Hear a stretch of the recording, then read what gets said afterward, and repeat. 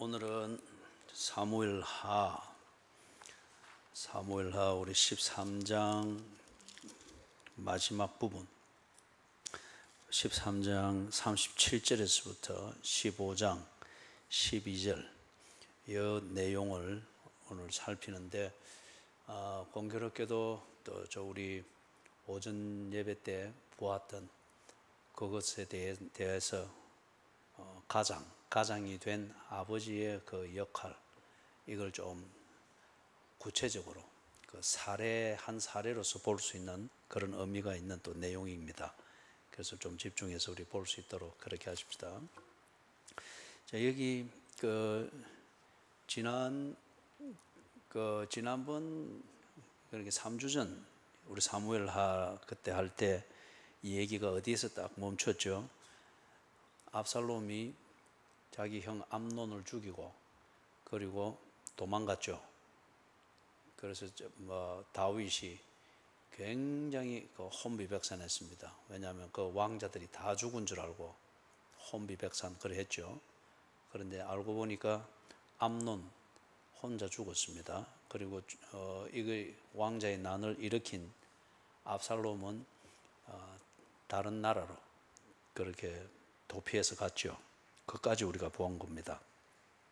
그러면서 이제 13장 37절에서 39절 거기에 압살롬이 도피해 있는 그 상황을 거기 간략하게 이야기를 하고 있죠. 그래서 압살롬이 도피한 그 지역은 지금 이스라엘하고 우호 관계에 있거나 이스라엘하고 또 생각이 같거나 그런 나라가 아닙니다. 적대국이죠. 언제든지 적이 될 수 있고, 지금 남한과 북한이 휴전 중인 거, 이거는 잠정적인 전쟁 상태죠. 그와 비슷한 그런 상황에 있는 그 상대국으로 지금 망명을 갔습니다. 그런 다음 이제 14장에서 이 압살롬을 데려오고자 하는 이 노력이 다윗의 그 신복 중에 신복인 요압 이 장군에 의해서 주도가 되어집니다. 그래서 이제 이 압살롬을 데려오기 위해서 요압이 머리를 써가지고 초상을 당한 한 여인을 가장시켜서 그래서 지금 다윗에게 이걸 업소를 하는 거죠. 어떤 의미에서는 특사를 요구를 하는 것과 같습니다. 그렇게 하는 것을 통해서 압살롬이 돌아오게 됐습니다. 어떻게 됐는지. 돌아오게 됐으면은 문제가 해결이 된 것 같은데, 이게 이제 실제로 가만히 자세히 얘기가 전개되는 걸 볼 때 문제를 해결했기보다는 문제를 더 악화시키는 그런 다윗의 처신을 볼 수 있습니다. 아버지로서 가정의 문제, 아버지와 아들 사이에 있는 이 문제를 해결을 제대로 못 했습니다.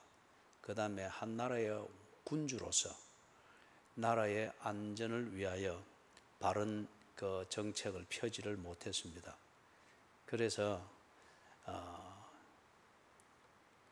가정적으로나 국가적으로 큰 환란을 겪게 되는 것을 봅니다. 여러분, 미봉책이든지 임시방편이든지 임기응변의 처치, 이걸 문제 해결의 수단으로 삼아서는 안 됩니다. 그것은 우선은 상처 입었을 때 일회용 밴드 바르러서 우선 지혈을 시키는 그런 효과는 있을지 모르지만은 정확하게 소독이 되고 그 다음에 감염으로부터 그게 예방이 안 되면은 이게 그 안에서 곪게 되어지면 이게 참 뒤에 큰 낭패를 겪게 되죠. 그래서 지금 다윗이 처신을 하는 게 그렇습니다. 미봉책입니다. 그리고 마지못해서 합니다. 그리고 왕으로서 체면을 세우고 동시에 아버지로서 체면을 세우고, 그러나 아버지와 아들의 이 관계에 있어서 아버지가 뭘 해야 될 것인가, 그리고 이 문제가 왕자의 난을 겪은 이 가정을 바로 수습하기 위해서 아버지의 리더십을 어떻게 발휘해야 될 것인가, 이게 전혀 고민도 되지 않고 그 차원에서 문제가 해결이 안 됐습니다. 그러다 보니까 안으로 골마져서 가정적으로나 국가적으로 큰 환란을 겪게 되고, 그 다음에 이걸 겪으면서 다윗이 우리가 시편에서 보게 되어지는 그러한 깊은 깨달음의 그 기도의 시들을 쓰고 있는 것을 우리가 보게 됩니다. 자, 우리가 몇 가지 좀 살펴보는데, 먼저 이 다윗이 아버지로서 자식의 문제를 다룰 때에 시시비비는 가려줘야 됩니다. 시시비비를 가려준다는, 이게 정죄를 하고 판단을 해서 선입관을 만들어서 자식 아닌 것처럼 팽 치고 그런 의미를 말하는 것이 아니죠. 아버지가 가정을 세워나가면서 무엇이 옳고 그른가를 바로 다 잡아주는 것, 그것은 어떤 면에서 그 아버지의 양육하에서 자라는 자녀들이 옳고 그른 것을 판단하는 것을 배우게 되는 거죠. 그렇게 하면서 자신들의 가치관이든지 도덕성을 세워가는 중요한 그런 그 디딤돌을 만드는 겁니다. 그런데 지금 이 다윗이 지금까지 해왔던 것도 그랬지만은 괜히 그 여러 명 아내를 둬가지고 지 욕구에 맞는 대로 그렇게 해서 법 테두리 안에서 합법적으로 그래 하긴 했습니다만은, 그래 해놓으니까 이 가정이 식구만 많았지 가족이 아직 정리가 안 됐잖아요. 그런 가운데 배다른 형제 간에 왕자의 난이 이렇게 나온 거지 않습니까? 그러면 이쯤에서 좀 다윗이 정신을 참 차렸으면 좋은데, 그런데 다윗이 시시비비를 가려주는 이걸 못했습니다. 가족은 최초의 단위, 사회의 최초의 단위입니다. 그리고 이 가정은 가장 기본적인 공동체 단위입니다. 여기서 서로 어우러지고 그 다음에 도덕을 세워가는 것, 그리고 시시비비를 바로 가려가면서 옳은 것은 옳고 틀린 것은 틀린 것을 이렇게 피하고, 어떤 이게 안 되면은 공동체를 세워가는 법이라고 하는 이게 세워지질 않습니다. 그리고 법이 세워진들, 이거는 정치적 수단으로 사용될 뿐, 올바른 법리 해석을 따라서 정의를 세우고, 그리고 시시비비를 바로 다 가려서 그 사회에 억울함이 없도록 만드는 이런 게 형성이 만들어질 수가 없습니다. 이거는 가정에서 배워야 됩니다. 가정에서도 특히 아버지가 딱 이 가훈을 바로 세워가고 시시비비를 바로 세워가는 이 리더십을 통해서 자녀들이 뼛속까지 이걸 다 새기게 되는 거죠. 아버지가 없는 홀어머니 같은 경우는 홀어머니가 가장이니까, 이 또 어머니 같은 경우는 어머니의 역할은 주로 이 가족 간의 친밀감을 만드는 거죠. 그리고 따뜻한 온기를 만드는 거죠. 그리고 정을 나누면서 이 정이 흐르도록 만드는, 이거는 어머니의 역할입니다. 그죠? 어머니의 역할이에요. 그렇기 때문에 어머니의 이러한 모성애적 사랑이 때로는 시시비비를 가리는 이 공의로움을 세워가는 데 있어서는 좀 혼돈을 많이 일으킬 수가 있죠. 이거는 아버지가 해야 될 역할입니다. 그런데 아버지가 없는 가정일 경우에 홀 어머니가 이걸 할 수 있습니다. 여호와를 경외할 때 그 집을 세워주시는 여호와께서 홀 어머니 된 그에게 이런 리더십과 통찰력과 이걸 감당할 수 있는 담대함도 주시는 거죠. 그래서 홀 어머니 밑에서 훌륭한 가정들, 그리스도인 가정들이 세워진 사례를 우리는 얼마든지 봅니다. 다윗이 이걸 못했습니다. 시시비비를 가르치는 14장 1절을 보면은 서루야의 아들, 이거는 이제 요압의 족보입니다. 서루야의 아들 요압이 왕의 마음이 압살롬에게로 향하는 줄 알고, 그래서 아버지인 이상 자식에게 대해서 그 어떤 부성애를 저버릴 수는 없죠. 그러나 다른 한편 여전히 괘씸하고 얼굴 보기가 싫은 이 상반된 마음이 지금 다윗 안에 있는 겁니다. 그런데 이걸 신복 중에 신복인 요압이 다윗의 이 심정을 이리 알고 뭔가 자기의 계산을 가지고 뭔가 일을 합니다. 그래서 24절을 보세요. 그래서 이제 이 압살롬을 데려오는 거잖아요. 압살롬이 귀환을 했는데 자, 23절 끝에 압살롬을 데리고 예루살렘에 오니 24절은 여러분이 읽으십시오.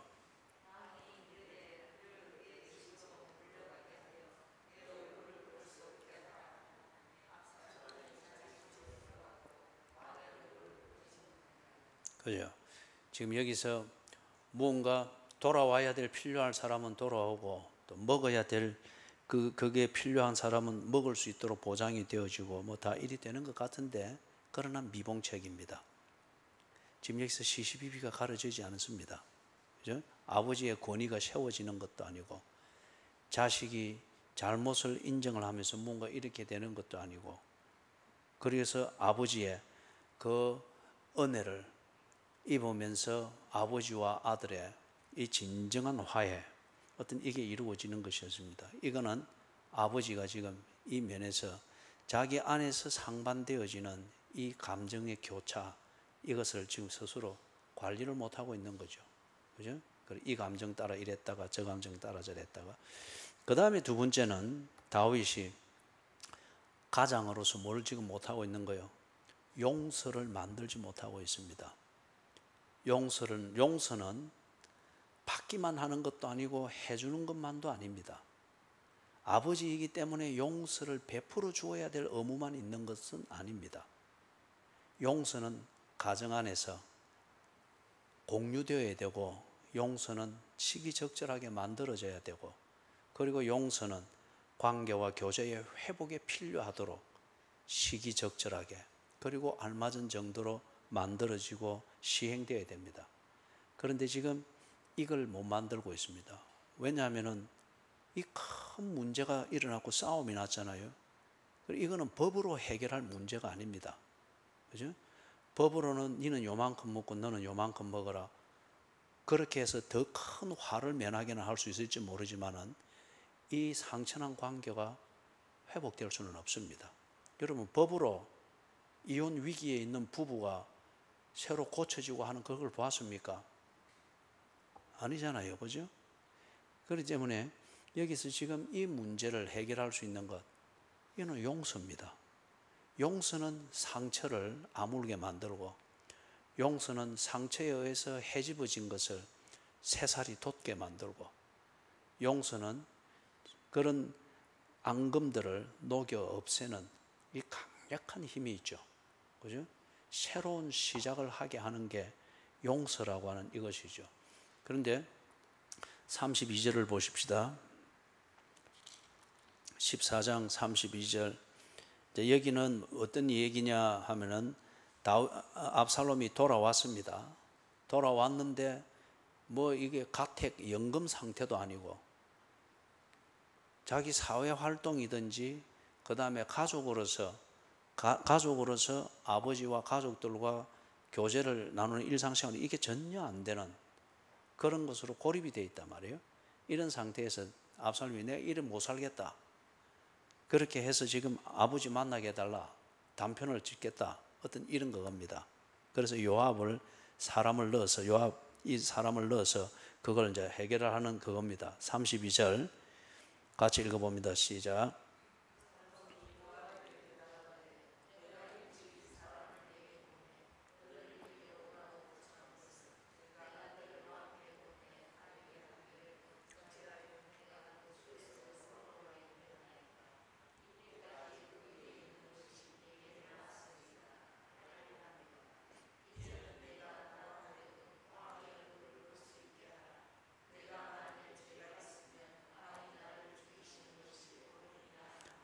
(33절) 똑같이 읽습니다. 요압이 왕께 나아가서 그에게 아뢰매 왕이 압살롬을 부르니 그가 왕께 나아가 그 앞에서 얼굴을 땅에 대어 그에게 절하매 왕이 압살롬과 입을 맞추니라. 이 옛날 이스라엘에서는 이 입을 맞추는 것, 가룟 유다가 예수를 팔아 넘길 때 군호를 짰죠. 예? 그 군호가 뭐였습니까? 입을 맞추는 거죠. 그러니까 이 사람들이 왜 그런가 하면 라포니어 하면서 입 맞췄잖아요. 그 입을 맞추는 게 꼭 우리가 이 뭡니까 로맨틱한 데이트를 즐기고 있는 이 커플들이 키스를 하는 그 개념하고는 달라요. 이것은 신뢰와 우정의 표시였습니다. 우리는 지금 만나서 이 신뢰와 우정을 표시하기 위해서 인사를 무엇을 곁들여서 인사를 합니까? 악수하죠, 그죠? 근데 요즘에는 주먹 싸움 하잖아요, 그죠? 제가 주먹을 이리 떼어줄 때 여러분 주먹 좀 사살 치세요. 주먹을 쳐도 또 요래 해가지고 같이 이래 평면을 해서 요래 맞추는데 요래 가지고 뭐 콱 이거 뿌리는 그죠? 내가 알고 있어요, 그죠? 그런데 그래서 지금 이 다윗이 자기 아들 압살롬과 입을 맞춘 것은 바로 그 의미입니다. 그래서 형식상으로는 화해입니다. 받아들인 것입니다. 우리가 악수를 하는 것은 우리가 특히 오른손을 내서 악수를 하잖아요, 그죠? 이거는 내가 당신에게 숨겨놓은 무기가 없습니다. 그걸 보여주는 거예요. 그래서 서구에서 항상 이 오른손으로 칼을 뽑았잖아요, 그죠? 그렇기 때문에 내가 이 손으로 당신의 손을 잡고 있는 이상 내가 얘기 중에 내가 칼을 뽑거나 이런 게 없습니다. 그걸 보여주는 거예요. 당신에 대해서 나는 무장해제가 되었습니다. 그리고 칼을 잡을 그게 악수를 하는 거였습니다. 악수. 근데 이 고대 이스라엘에서는 이제 그런 표시로서 입맞춤을 했단 말이에요. 그죠? 입맞춤을. 그렇지만 이걸 두고서 뭐 일부에 또 좀 반대를 위해서 큰 문제를 깔아내서 찾으려고 하는 사람들은 이걸 보면서 봐라, 성경에도 동성연애가 안 있나? 그리고 근친상간까지 안 있나? 이래 하면서 왜 성경은 그걸 말하는데 기독교인들이나 교회는 동성연애를 반대하고 차별금지법을 반대하고 당신들이 비성경적이지 않나? 막 이렇게 이상한 공격을 하는 사람들이 있어요. 이거는 이걸 그래 배경을 알면은 그런 거는 금방 여러분이 딱 정리를 할 수 있겠죠. 자, 그래서 이게 형식상으로는 화해가 됐습니다. 그런데 여러분 가만히 보면은 앙금은 가지 않았습니다. 그죠? 지금 압살롬이 아버지를 찾아갈 때에 요압에게 쏟아붓는 말을 보십시오. 얼마나 지금 뭐 분이 나가 있고, 그죠? 아버지가 내한테 이러면 안 되지. 죽이려면 죽이고, 살리려면 살리고, 뭔가 딱 분명히 해야지. 이건 뭐 하는 거야? 지금 아버지의 처사에 대해서 굉장히 상처를 받고 아주 막 속에 독이 흐르고 있습니다.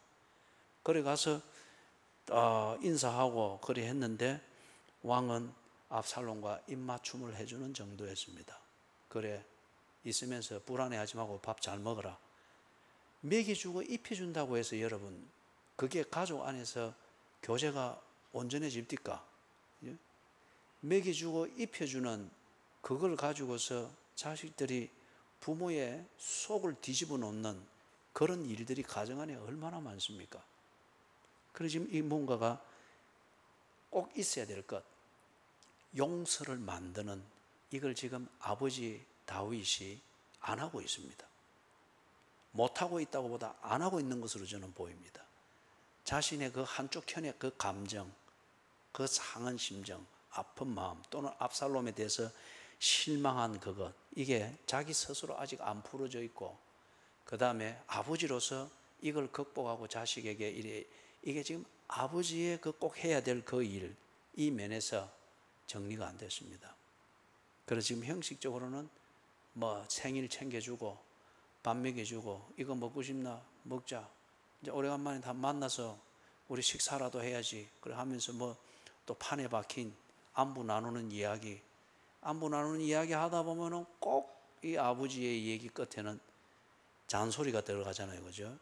봐라, 네가 그리 하니까 그랬지. 그다음에 또 이야기하자. 나는 젊었을 때에 어쩌죠. 이게 이제 꼬리가 붙으면 아마 자식들이 밥맛이 다 떨어지는 거예요, 그죠? 아버지하고 앉았는데 밥 먹다 보니 꼰대하고 앉아 있는 거예요.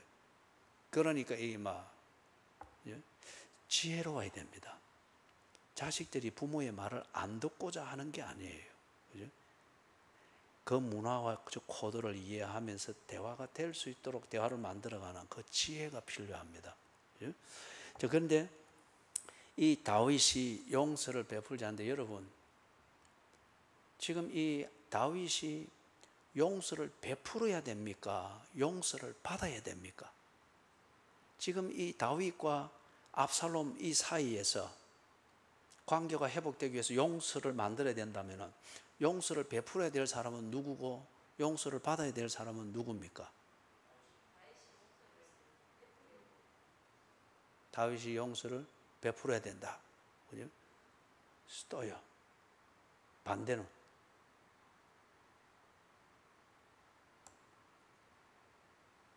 이제 한 사람 말하면 안 돼. 침묵이 흐르는 거는 무언가가 위험이 감지가 되기 때문에 그런 거예요. 저기 답이 아닌 것 같기도 하고 맞는 것 같기도 하고. 근데 지금 말하면 우사를 당한다. 다 이러죠.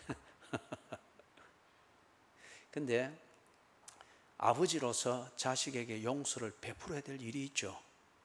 베풀어야 됩니다. 반면에 아버지로서 자식에게 용서를 받아야 될 일이 있습니다. 그죠? 내가 부인을 너무 많이 뒀다. 너가 엄마에 대해서 헷갈리도록 내가 만들었네. 그리고 내가 왕의 일을 정치하느라고 내가 너무 거기에 쏠리다 보니까 자식을 느끼지 못하고 또는 너희들 자식들이 아버지를 느끼지 못할 정도로 내가 집안에서도 왕으로서 너희들을 먹여주고 호사를 시켜줬는지 모르는데 너희들이 아버지를 알 수 있는 기회를 내가 못 줬구나. 그건 용서받을 일입니다.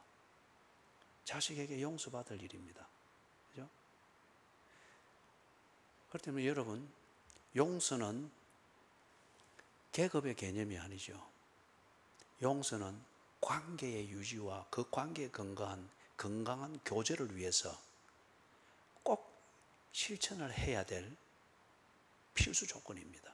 그렇기 때문에 건강한 가정에서는 보면은 세워져 있는 건강한 가정에서는 이 용서를 만드는 것이 참 자연스럽습니다. 미안해. 내가 이걸 생각하니까 스테이크 때문에 지금 긴장 관계에 있는 어느 한 남매가 생각이 나서 웃음이 나왔어요. 그죠?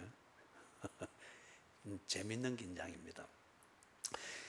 그래서 이 지금 아버지로서 아버지의 할 일을 못하고 있는 것을 그 아버지 자신이 알고 아버지의 역할을 못할 때에 자식들이 특히 남자 자녀들이 얼마나 삐뚤어질 수 있고 왜곡될 수 있는가 하는 이걸 아버지가 알아야 됩니다. 이게 안 됐을 때에 아버지는 자식에게 용서를 구해야 됩니다. 그죠? 나를 합리화하려고 하지 말고 그거는 내 눈높이에서 내 입장에서 맞는 거고 내가 너가 미기 살린다고 밤낮 없이 일만 하다 보니까 일이 됐다. 그 구차한 변명을 해서는 안 되죠. 그러면은 내가 키우는 남자아이도 구차한 변명을 하는 남자답지 못한 남자가 되는 거예요. 자기 입장을 언제나 이해를 시키려고 하는 이게 된단 말이에요. 그죠? 용서를 아버지의 역할을 못했을 때에 그 면 때문에 굽어진 무언가가 보인다. 이해를 구해야 되고 용서를 구해야 됩니다. 동시에 아버지가 자녀를 바로 세우는 거기에 있어서 아주 중요하고 그리고 기본적인 것 시기적절하게 용서를 베풀고 그 다음에 그것에 맞는 용서를 시행하는 것 아버지의 역할에 있어서 정말 중요한 문제입니다. 특히 오늘날 이 아버지가 보면은 자꾸 뒤로 설설 숨어요. 스스로 가지고 있는 열등감 아니면 스스로 가지고 있는 뭐 자기 자신의 도덕이랄까 가정이 막 화목하기 위해서 자꾸 내만 나타나면은 대화가 끊어지는 것 같고 눈치만 보는 것 같고 그게 한편으로는 참 더럽게 보이고 그죠? 배신감을 느끼고 근데 또 다른 한편으로는 막 재미있게 생활을 유지해야지 그럼 내라도 좀 빠져주고 조용히 있으면 안 되겠나 그래서 언제나 뒷자리를 차지하거나 그림자에 숨거나 자기 의견을 숨기거나 그럼 또 식탁에 앉으면 주는 밥이나 이래요 먹고 우리가 이제 우리 그런 청성을 떨지 않도록 하십시다. 아버지는 아버지입니다. 아버지 없는 가정이 어디 있어요? 아버지는 아버지입니다. 그래서 특히 오늘날 우리 현대 가정에서 가정에 남자다움이라고 하는 이게 없지 않아요. 갈수록 이상하게 여성화되어져 갑니다. 친근감을 만들고 하는 이것은 어머니들의 천부적인 재능입니다. 그 따뜻함과 온화함과 인내해줌과 어떤 이런 것으로 친밀감이 만들어지고 이 따뜻함이 만들어지는데, 이제 아버지들도 보니까 집안에서 지 존재감을 나타내려고 어머니의 역할처럼 자꾸 한단 말이에요. 그죠? 애들한테 아양 떨어잡고 뭐 그래 눈높이에서 뭐 같이 게임해줘 하는 거는 좋은데, 아버지로서 할 그게 있죠. 그죠? 아버지가 뒤로 숨어서는 안 됩니다. 아버지가 용서를 베풀어야 될 일이 있습니다. 그리고 용서를 베풀 때에 특히 남자 자식들이 아버지와 더불어서 딱 지 모습을 갖추며 살아나는 걸 볼 수 있습니다. 미국에서 나온 통계에 아버지가 없는 가정에서 자라나는 아이들, 자라나는 자녀들, 이 자녀들이 감옥에 가거나 자살을 하는 이 자살률이 아버지가 있는 가정보다 훨씬 높은 거예요. 그 다음에 교회 입장, 이 루트란 그 루트교 교회에서 이거 조사를 한 것인데, 거기서 또 신앙생활과 관련해서는 아버지가 교회를 주일을 지키면서 주일을 출석할 때에 자녀들이 교회에 자연스럽게 출석하는 그 율이, 아버지가 교회를 안 가고 엄마만 교회를 가는 이것보다 자녀가 교회에 출석하는 율이 아버지가 출석할 때 훨씬 높은 거예요. 그죠? 아버지의 위치가 있습니다. 아버지의 그 역할이 있어요. 아버지의 그 고유한 역할과 그 위치를 이 시대가 만들어 놓은 그 분위기에 맞춘다고 자기 존재감을 확인하려고 자꾸 지도 엄마처럼 자꾸 그죠? 아버지로서 부엌일을 도와주고, 아버지로서 자녀의 눈높이에 좀 망가뜨려주고, 딸이 부둥켜 안을 때 좀 그렇게 애살 있게 어색하지만 받아주고, 그게 자녀들한테 참 아버지로서의 믿음직스러운 것, 친근감이 있는 거지. 꼭 아버지가 여성인 것처럼 그러니 집에 엄마가 둘이요, 역할상 볼 때에. 이게 참 큰 문제라고요. 아버지가 베풀어야 될 용서가 있습니다. 엄마가 베풀고 참아줘야 될 문제가 있습니다. 지금 다윗이 이걸 못했습니다.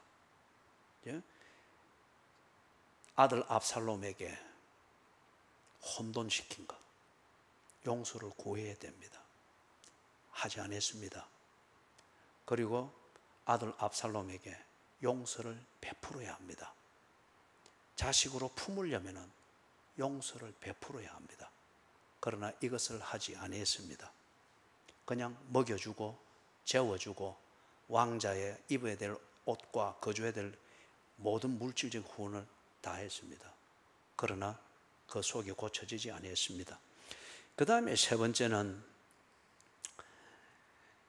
이 다윗이 가장으로서 식소를 먹이 살리고 관리하는 데 집중했지, 그게 전부인 줄 알았지, 가족을 지키고 가정을 세우는 것, 이게 이 단계는 감각이 없는 사람이었습니다.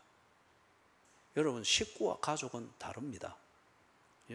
내가 거느리고 있는 식구, 이게 내가 지금 보살피고 세우고 있는 가족이고 가정이다, 그것하고 전혀 다른 문제일 수 있습니다. 전혀 다른 문제일 수 있어요.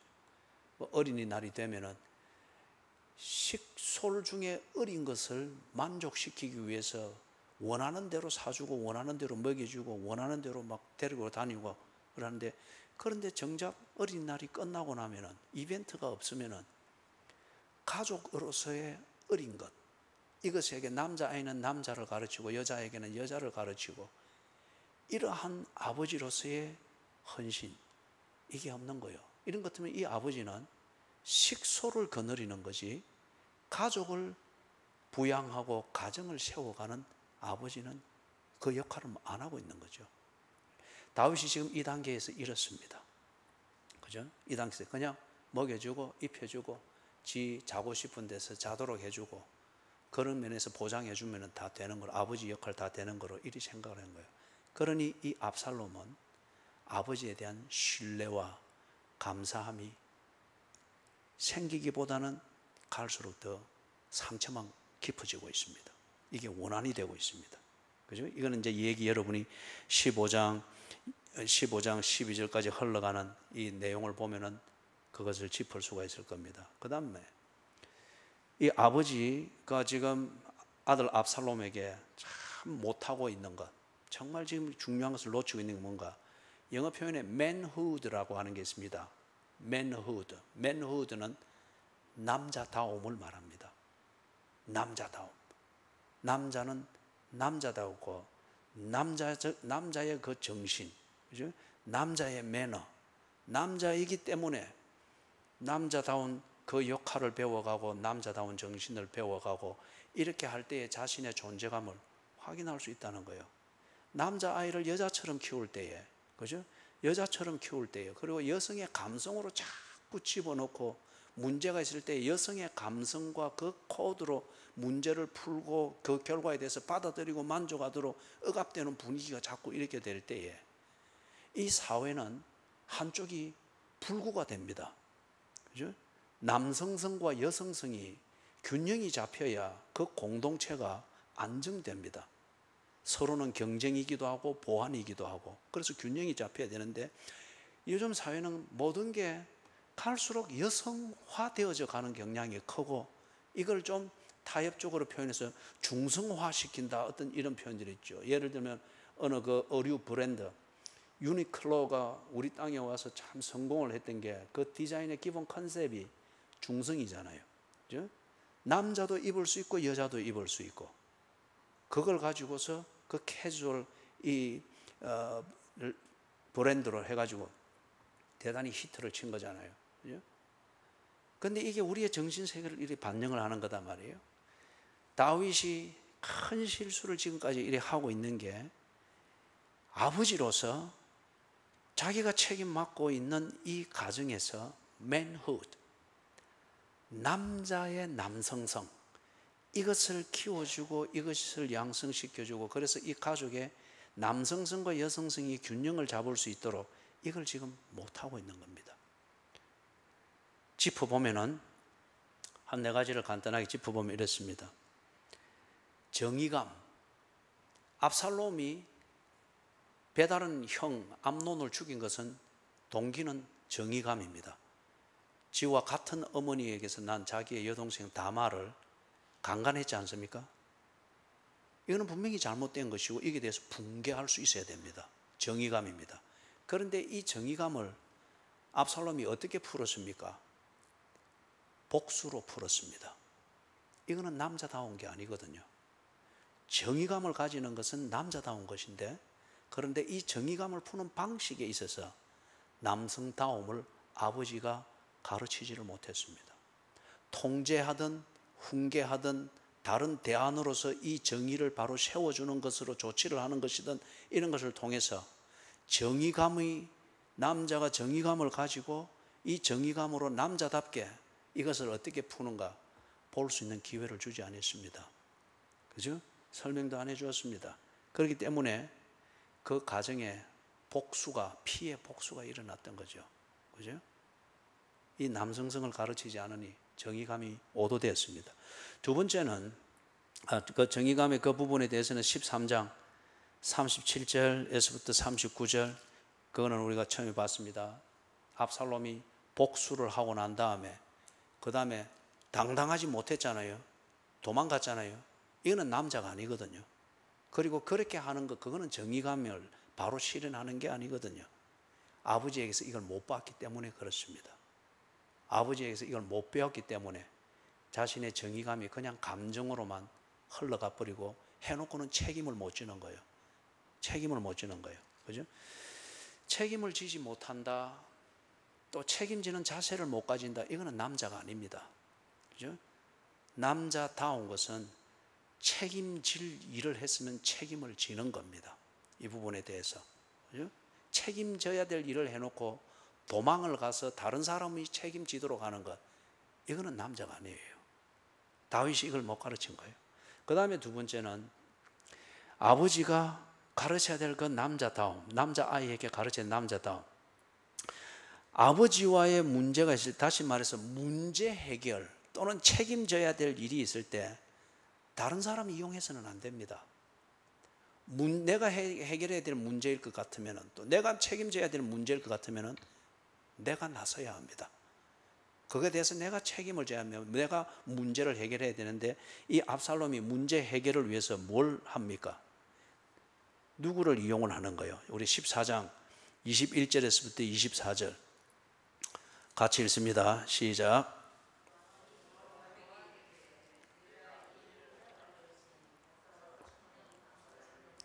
스톱.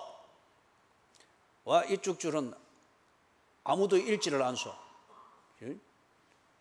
그리고 전에도 이야기 자주 몇 번 이야기하지만 우리가 다 평균 연령이 높아요. 그렇지만은 예배를 생동감 있게 드리는 것은 나이하고 상관이 없습니다. 예배를 살아있는 사람들께 드리도록 그래 하십시오. 이런 것도 웅울웅울 하지 말고, 그죠? 딱 살아있는 사람답게 딱 그러고. 그러고 왜 이쪽 줄은 감독하러 나왔어요? 예배 감독이요. 예배는 다 함께 드리는 겁니다. 회중 예배. 21절에서부터 24절 같이 읽습니다. 시작.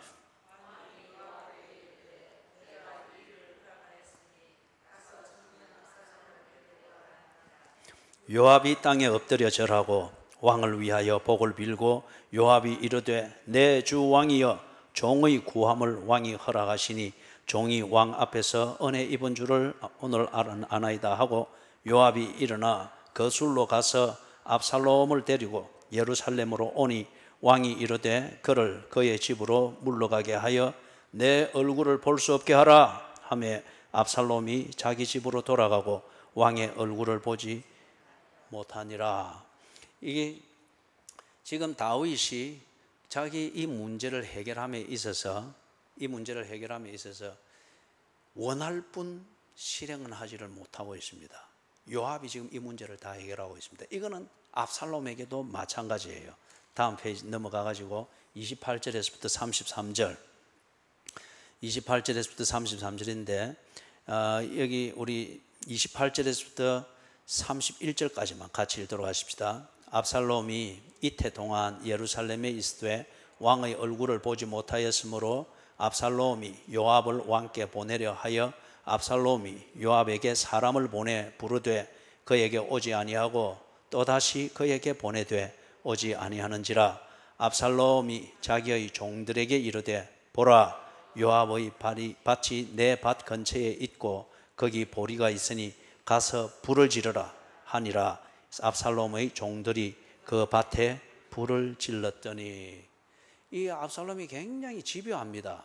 그런데 그 집요함을 푸는 방식이 너무 비겁하고 남자답지를 못해요. 항상 요압을 끼우려고 하지 않습니까?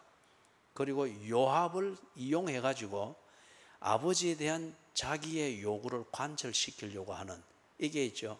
일이 되면은 책임은 지가 안 져도 되거든요. 일이 잘못돼도. 그죠?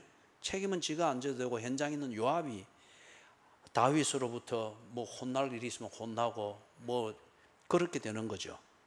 그래서 이게 특히 아버지와의 문제가 있을 때, 아버지와 아들 사이에 문제가 있을 때, 아들이 언제나 엄마 치마폭만 이래 잡고 엄마를 자꾸 이래 해가지고, 그죠? 그러면 엄마는 또 가서 아들을 또 챙기는 그 모성애를 가지고 아버지 앞에 가서 이미 기가 죽어가지고 뭐 군지렁 하다가 또 막 안방에서 소리가 막 나서고, 그죠? 그러면 또 엄마는 푹 이래 풀주가 와가지고 아들한테 와가지고 그래 아버지가 하라 했다. 그래. 그런데 그거 한다고 엄마는 얼마나 상처를 받았어요. 그죠? 얼마나 상처를. 그러면 아들은 지가 원하는 거 그것도 통과했다고 그거 가지고 즐기고 있다면, 이 무슨 이 남자다운 거요. 그죠? 이리 되면은 그 이삭과 리브가 이 부부에게 두 아들이 있었죠. 처음에. 그죠? 맏아들 이름이 뭡니까? 둘째 아들 이름 뭡니까? 장남은 누구의 사랑을 받았어요? 그 다음에 둘째 아들 야곱은 누구의 편애를 받았습니까? 그러니까 이게 나중에 큰 싸움이 나죠. 그죠? 큰 사람 야곱이 머시매인데 이 아버지로부터 남자다움을 배우고 어떤 이런 길을 배워야 되는데 엄마가 항상 끼고 돌면서, 그죠?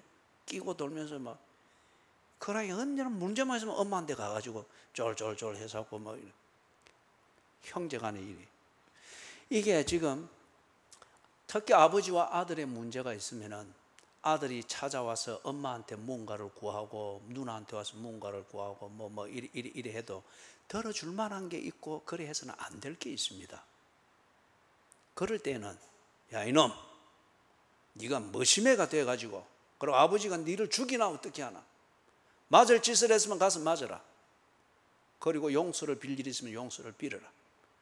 아버지도 네 진심을 보고 정직을 보면은 아버지가 네를 죽일 사람 아니다. 그렇게 해서 아버지도 세워주고, 그게 에베소서 6장에 나오는 거, 그죠? 에베소서 5장에 나오는 그거잖아요. 아내들아 남편에게 복종하라. 그게 뭘 말하는 거였어요?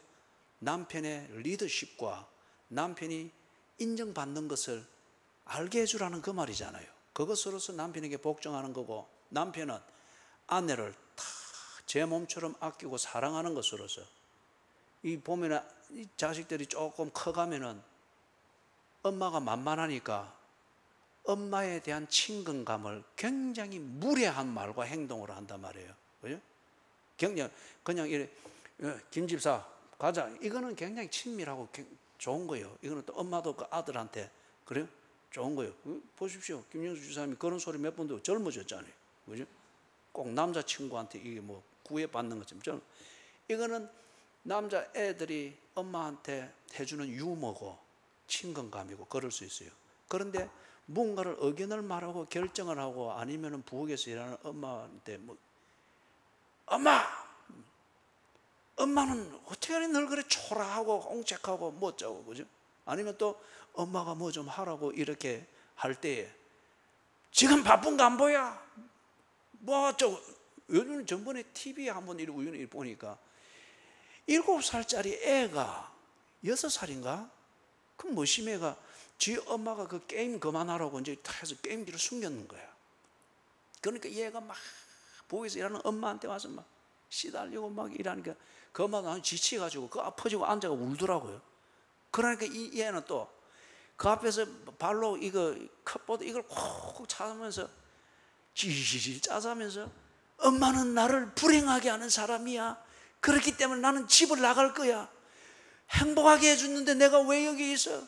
그러니 또 그 엄마는 또 찔찔 울다가 또 제발 그러지 마라. 제발 그래. 이거 이제 그럴 때에 남편이 아내를 내 몸처럼 사랑한다고 하는 것은 그놈의 다리 몽둥이를 문질러 놓더라도 네 이놈의 자식 어디 엄마한테 감히 걷다오이도 소리하노? 집을 나가라. 엄마를 몰라보는데 네가 이 집에서 왜 있어야 되느냐? 나가라. 엄마가 막 두려워서 떨릴 정도로 그리 해줘야 돼요. 자식 앞에서 아내는 남편의 가오를 세워줘야 되고, 자식 앞에서 남편은 아내가 이 집의 전부라고 하는 것을 인식을 시켜줘야 됩니다. 친근감 있게 말하는 자녀들의 그 유머러스한 표현과 무례하고 업신여기는 이게 몸에 쌓이는 그 표현들과 습관들은 구분해서 남편이 정리를 해줘야 됩니다. 그런데 지금 여기서 아버지 다윗과 아들 압살롬 사이에 이 문제가 있는데, 이 문제를 풀기 위해서 아들이 아버지 앞에 나서지를 못합니다. 문제를 풀기 위해서 나서지를 못합니다. 아버지가 아들에게 용서를 베풀는데 나서지 못하는 것들은 앞에서 우리가 봤고, 이 아들이 남자다움을 배우지를 못했습니다. 그렇게 푸는 것을 못 봤습니다. 책임지는 것 못 봤습니다. 책임지기 위하여서 대가를 감수해내는 이걸 아버지에게서 못 배웠습니다. 그래서 집단에는 살아남으려고 이렇게 하는데 전혀 지금 다른 길로 더 가고 있습니다. 그 다음에 한 가지를 보면은 이 15장 6절을 보십시다. 15장 6절 같이 읽습니다. 시작.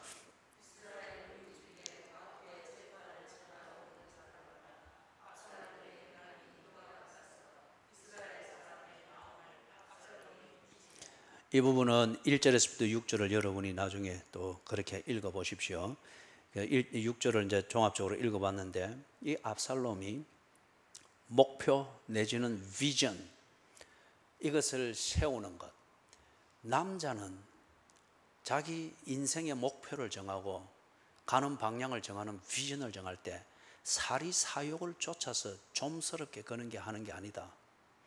최소한 남자는 지 가족을 위하여서 목적을 세울 줄 알고, 최소한 남자는 자기 형제들을 위하여서 희생을 감수하더라도 형제들에게 유익이 되어지는 그런 목적을 세울 줄 알고 그런 비전을 세울 줄 알아야 된다. 이걸 아버지로부터 배우지를 못했습니다. 그리고 이런 걸 배우지를 못해놓으니 지금 이 압살롬이 앞에서 압살롬의 신상을 소개하는 것 25절에서부터 27절을 보면은 얼마나 출중해요. 얼마나 잠재력이 풍부한 그런 청년입니까? 그런데 이 남자다움을 못 배워놓으니 목표를 정한답시고 정하고 비전을 정한답시고 정하는 게 지극히 사리사욕입니다. 그죠? 자신의 소위 말해서 상처받았다고 하는 이 아픔을 풀고, 그리고 자기의 뭔가 안위를 위한 이 정도밖에 하지를 못하고 있는 걸 봅니다. 이거는 아버지가 해줘야 될 문제입니다. 남자는 가정을 세울 줄 알아야 된다. 남자는 가문을 세우기 위하여서 그것에 합당하고 유익한 뜻을 정할 줄 알고 그걸 위해서 필요한 비전을 세워서 묵묵히 갈 수 있는 그런 우직함이 있어야 된다. 이런 manhood, 이것을 배우지를 못했습니다. 마지막 한 가지를 더 봅니다. 15장 7절에서부터 12절. 여러분, 제가 이렇게 한 번씩 같이 읽읍시다 하는 것은 여러분의 졸음을 깨워주기 위해서 그런 거예요. 그죠? 그럴 땐 정신 차리고 같이 탁 읽고 하면서 정신을 딱 차리고 그래야 하십시오. 같이 읽습니다. 시작.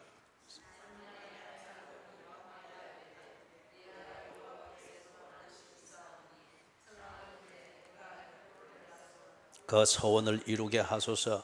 당신의 종이 아람 그 수르에 있을 때에 서원하기를, 만일 여호와께서 반드시 나를 예루살렘으로 돌아가게 하시면 내가 여호와를 섬기리이다 하였나이다. 왕이 그에게 이르되 평안히 가라 하니 그가 일어나 헤브론으로 가니라. 이에 압살롬이 정탐을 이스라엘 모든 지파 가운데에 두루 보내 이르기를, 너희는 나팔 소리를 듣거든 곧 말하기를 압살롬이 헤브론에서 왕이 되었다 하라 하니라. 그때 청함을 받은 200명이 압살롬과 함께 예루살렘에서부터 헤브론으로 내려갔으니 그들은 압살롬이 꾸민 그 모든 일을 알지 못하고 그저 따라가기만 한 사람들이라. 제사 드릴 때에 압살롬이 사람을 보내 다윗의 모사 길로 사람 아히도벨을 그의 성읍 길로에서 청하여 온지라. 반역하는 일이 크가매 압살롬에게로 돌아오는 백성이 많아지니라.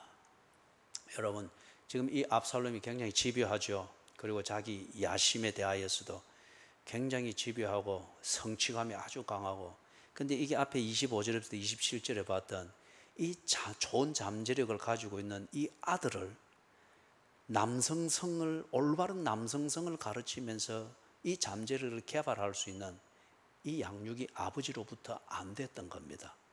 그래 놓으니까 지금 여기서 목표 성취를 위해서 집요하긴 한데 이 노력이 정정당당하지를 못합니다. 남의 떡을 가로채서 내 목적을 성취하고자 하는 이 야비하고 하이에나적인 수단 방법을 가리지 않는 이게 되고 있습니다. 아버지가 이렇게 살았거든요. 다윗이 이렇게 살았지 않습니까? 그죠? 바세바 사건 알죠? 비견한 예로서. 그 밖에 안 보여주었고, 그 다음에 이 아들과 함께 온천천을 걸으면서 아들과 아버지의 대화를 하면서, 그죠? 아버지는 어떤 언어를 쓰는지, 아버지는 어떤 논리를 쓰는지, 아버지의 각오는 어떤 것들인지, 이런 것을 아들이 한 번씩 느낄 수 있는 기회를 주지를 않았습니다. 그러니 살아남아야 되겠다는 이 본분과 애착이 강한 이 압살롬이 자기 방식대로 하는 거예요. 하는데 정정당당하지를 못합니다.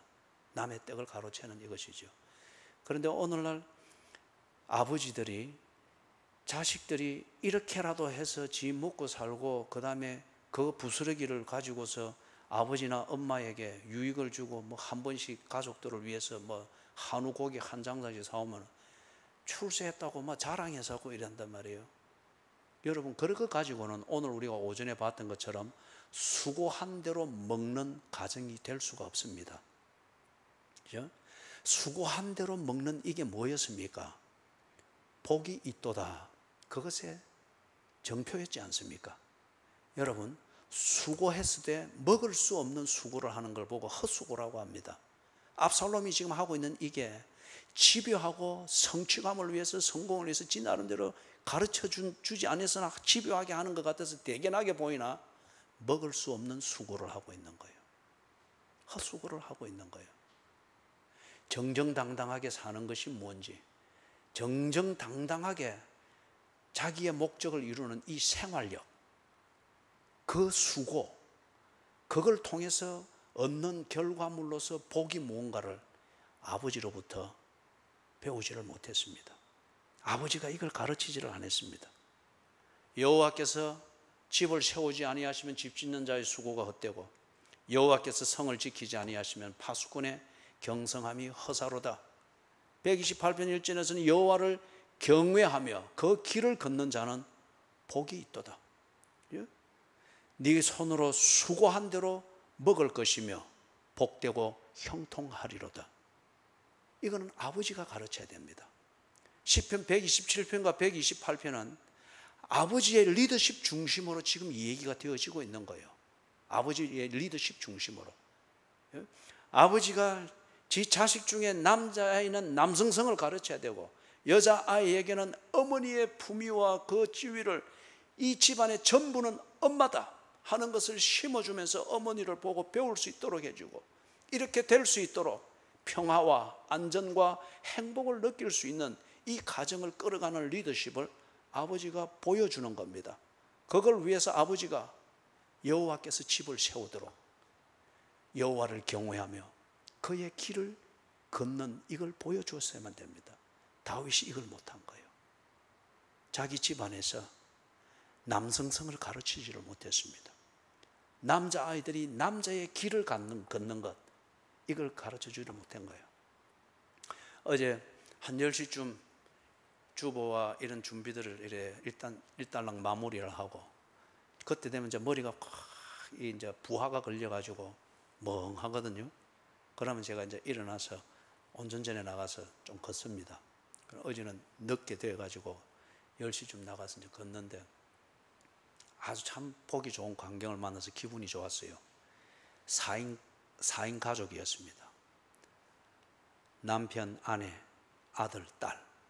그런데 한 5m 간격을 딱 두고 아버지는 자기 아들과 함께, 엄마는 딸과 함께.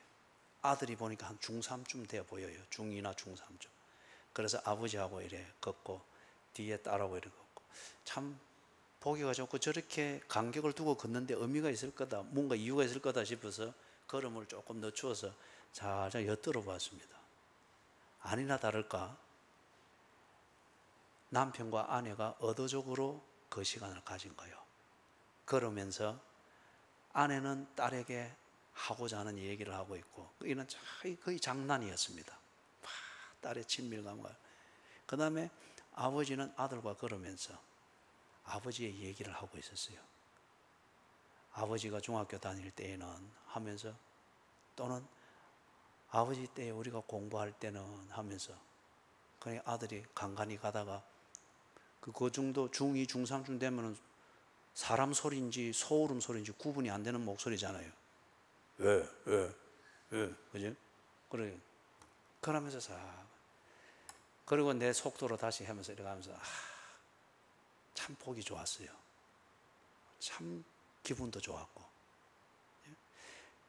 여러분, 제가 볼 때 그 아버지나 엄마가 직장 생활을 하고 있는 분들로 분명히 보였습니다.